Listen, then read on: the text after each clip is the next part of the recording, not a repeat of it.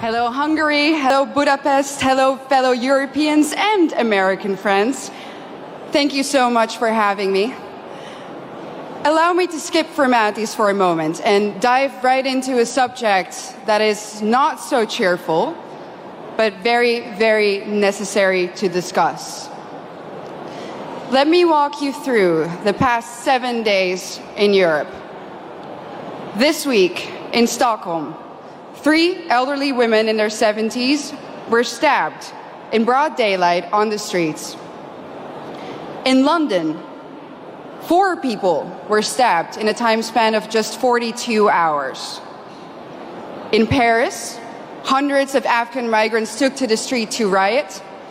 And in Brigalow, also in France, yet another church was burned down to the ground. And that, ladies and gentlemen, is just a few incidents in just a couple of days on our beautiful continent. But we all know that these incidents aren't incidents anymore. If there's one thing that's for sure, is that we know, and our governments also know, that there is a link between mass migration and crime. In the Dutch city of Dordrecht, something interesting happened the other day. They announced, and this is a small city in the Netherlands, in my home country, that a new asylum center will be put in that little town. And what did the municipality do? They said, we are going to offer citizens who live in the vicinity of this center 1,000 euros to take extra safety measures. Our new reality in Europe consists of frequent rapes, stabbings, killings, murders, shootings, even beheadings. But let me be clear about one thing. This did not used to happen before. This is a newly imported problem. Samuel P. Huntington predicted this over 25 years ago when he wrote, and I quote, "In the new world of mass migration, the most pervasive, important and dangerous conflicts will not be between the social classes. They will not be between the rich and the poor. They will be between peoples belonging to different cultural entities.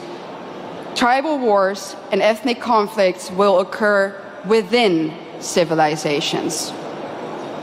Well, boy, was he right. And the worst part is, we as a society seem to have become indifferent to it. When another white boy or white girl dies at the hand of an immigrant, we might shake our head, we might let out a sigh, we might even get angry for a minute or two, and then we go on with our lives. We offer the family thoughts and prayers, but nothing ever changes. Ladies and gentlemen, what does that say about us? This is a response of a society that has already given up, a society that has already accepted its defeat. But is this true? Have we given up? Do we really accept the new reality that our globalist leaders have in mind for us? I know one thing for sure. And that is that if nothing changes, if we don't start to seriously fight for our continent, for our religion, for our people, our countries, then this time that we live in will go down in history as the time in which Western nations no longer had to get invaded by hostile armies in order to be conquered. This time will then go down in history as the period in which the invader was actively invited in by a corrupt elite. And not only did this corrupt elite invite the enemy in, they made the native population pay for it too. Everyone who has eyes can see it. The native, white, Christian European population is being replaced at an ever-accelerating rate. Let me back this up for you with some statistics from my home country. Let's take Amsterdam, the capital. Amsterdam currently consists of 56% migrants. The Hague, 58% migrants. Rotterdam, almost 60% migrants. And of course, most of these immigrants come from non-Christian, non-Western, African and Middle Eastern countries. Conclusion: the Dutch population is already outnumbered in the majority of our cities. But let's look onwards. London, 54% migrants. Again, conclusion, native population outnumbered. Brussels, color me shocked, 70% migrants. Conclusion, native population majorly outnumbered. And other Europeans will of course follow suit soon if they haven't already. So I'm going to draw the forbidden conclusion here. The Great Replacement theory is no longer a theory, it's reality. And what's interesting about replacement is that the establishment will either deny its existence, or when they admit to it, they say that it's a good thing that the native European population is soon no longer a majority on its own continent. Dutch national disgrace and dubbed climate pope Frans Timmermans already stated in 2015 that diversity is humanity's destiny and that Europe will be diverse. And of course, by now, I think we all know what they mean with the word diversity. It means less white people, less of you. Imagine this in an Asian or an African country. Imagine their leaders rejoicing in the fact that their people will soon no longer be a majority in their own country. Absolutely unthinkable, unimaginable. So what in the world is wrong with our leaders?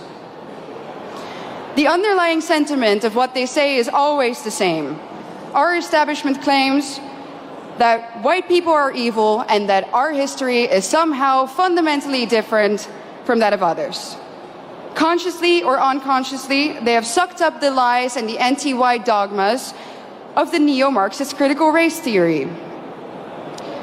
That's why the totalitarians in Brussels are trying to force you, the Hungarian people, a sovereign nation, to accept immigrants despite the fact that the population has said no, and so has the government. But make no mistake, the majority of the Dutch people haven't asked for this either. Just like Brussels is forcing Hungary to accept these hordes of immigrants, they are doing the same now, even in the smallest of towns in the Netherlands. No part may remain Dutch in the traditional sense of the word. No part of Europe may remain European. And it's not difficult to understand why. If the old Europe still exists in certain places, then people will be able to compare the new Europe to the old, and newsflash, they will prefer the old. That's why the Eurocrats hate Hungary so much. And their message is clear. Our way of life, our Christian religion, our nations, they have to go, without exception. Their vision of the future is the neoliberal, unrecognizable Europe, where every city becomes kind of like Brussels.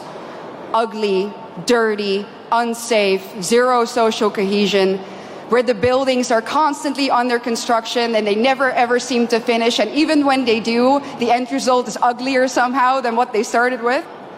And what are we left with? A permanent state of isolation, confusion, and disorientation. Ladies and gentlemen, welcome to the New World Order.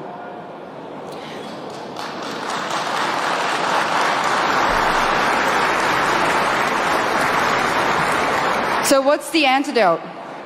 A strong Christian Europe of sovereign nation states.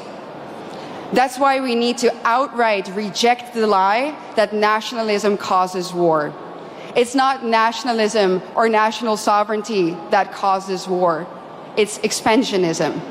And where in Europe do we find that nowadays?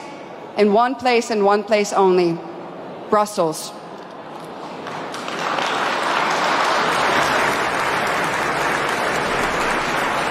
Isn't it funny how the same people who erode our national sovereignty and love to do it, give it all up to the bureaucrats there, that those people are now telling us that we need to spend billions and billions of euros on the national sovereignty of Ukraine?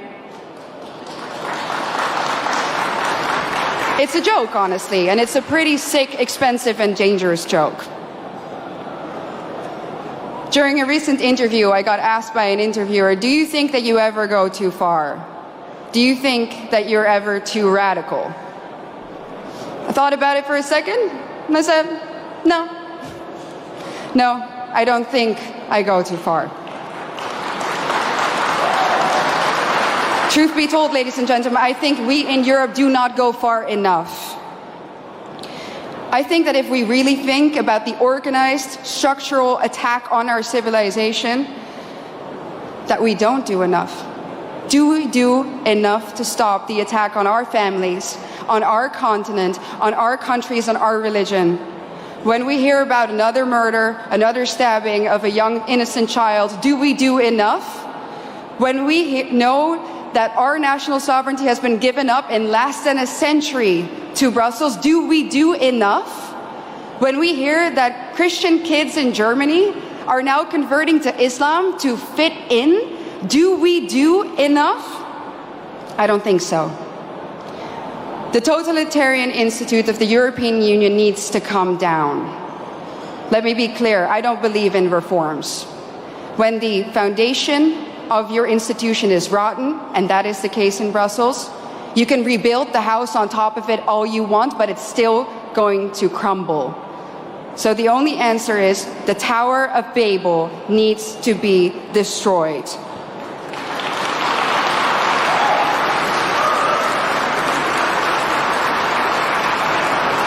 Ladies and gentlemen, we are the daughters and sons of the greatest nations on earth.